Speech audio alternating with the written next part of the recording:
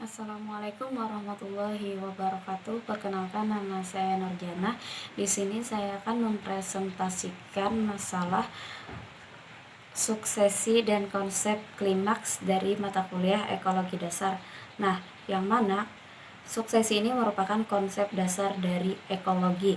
Nah, jadi suksesi adalah suatu proses atau perubahan berlangsung satu arah secara teratur yang terjadi pada suatu komunitas dalam jangka waktu tertentu hingga terbentuk komunitas baru yang berbeda dengan komunitas yang semula.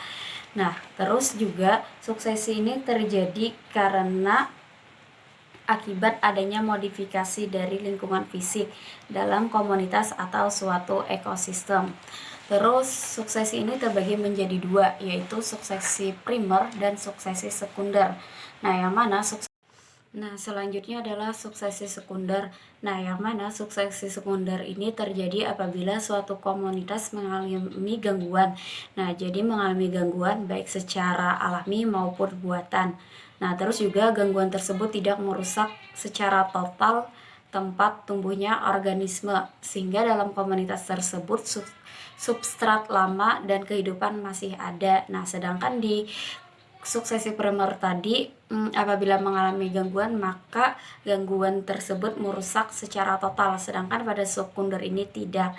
Nah, jadi contohnya gangguan alam itu seperti banjir, terus ada gelombang laut, kebakaran, angin kencang, dan gangguan buatan itu seperti penebangan pohon dan ke pembakaran padang rumput dengan secara sengaja. Nah, jadi contoh komunitas yang menimbulkan suksesi di Indonesia antara lain yaitu Tegal-Tegalan, Alang-alang, Bulukar bekas ladang, dan kebun karet yang ditinggalkan tak terurus. Nah, itu adalah contoh dari suksesi sekunder. Nah, jadi perbedaannya antara suksesi sekunder dan primer tadi adalah kalau suksesi primer itu terjadi pada komunitas asal, sedangkan gangguan yang terjadi itu dapat merusaknya secara total atau semuanya. Sedangkan pada suksesi sekunder ini adalah komunitas yang mengalami gangguan tetapi tidak merusak semuanya. Sedangkan suksesi primer tadi merusak semuanya atau secara total. Nah, terus juga suksesi ini tadi terjadi secara alami dan buatan. Nah, jadi selanjutnya di sini ada suksesi vegetasi. Nah, yang mana suksesi vegetasi ini merupakan suksesi yang berhubungan dengan komunitas tanaman. Nah, jadi suksesi vegetasi adalah urutan proses pergantian komunitas tanaman di dalam suatu kesatuan habitat. Nah, jadi adanya pergantian komunitas cenderung mengubah lingkungan fisik sehingga habitat cocok untuk komunitas lain sampai keseimbangan biotik dan abiotik tercapai. Terus juga proses suksesi vegetasi merupakan perubahan utama yang mempengaruhi perkembangan kondisi lahan dan suhu permukaan. Terus di sini suksesi vegetasi merupakan kondisi pertumbuhan vegetasi yang serentak pasca terjadinya fenomena alam maupun buatan yang berpengaruh besar terhadap lingkungan.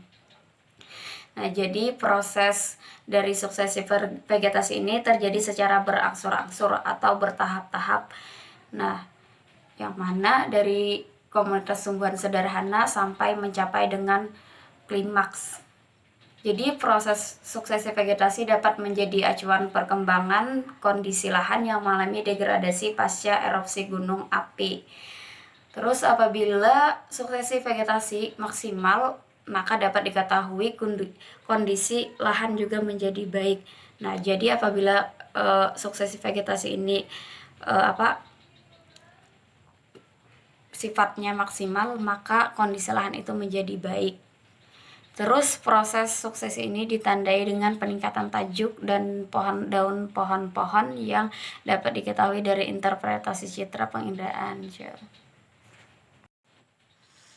Nah, jadi klimaks tadi ditentukan oleh iklim. Karena iklim sendiri menentukan klimaks, maka dapat dikatakan bahwa klimaks dicapai pada saat kondisi fisik di substratum tidak begitu ekstrim untuk mengadakan perubahan terhadap kebiasaan iklim di suatu wilayah.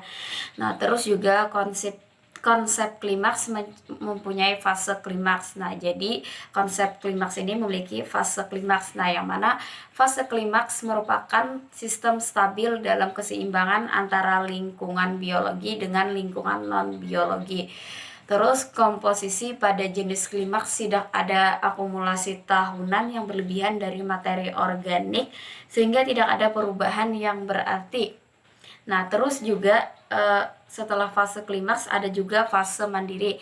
Nah, yang mana fase mandiri ini adalah komunitas akhir yang stabil dari serak adalah komunitas klimaks, yaitu suatu komunitas klimaks dapat mengatur dirinya sendiri dan dalam keseimbangan dengan habitat fisik. Berlawanan dengan komunitas dalam perkembangan, maka pada komunitas klimaks tidak terdapat penumpukan zat organik neto komunitas tahunan. Hal ini disebabkan karena produksi tahunan komunitas seimbang dengan konsumsi tahunan.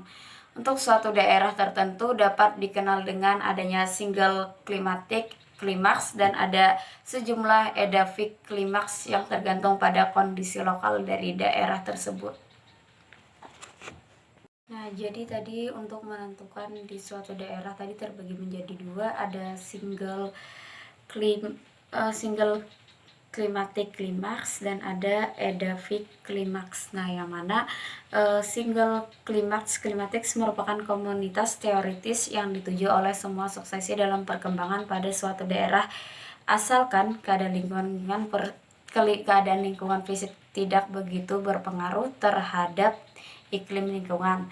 Sedangkan yang edaphic klimaks di mana topografi, tanah, air, api, dan gangguan lainnya menyebabkan klimaks tunggal tidak dapat berkembang.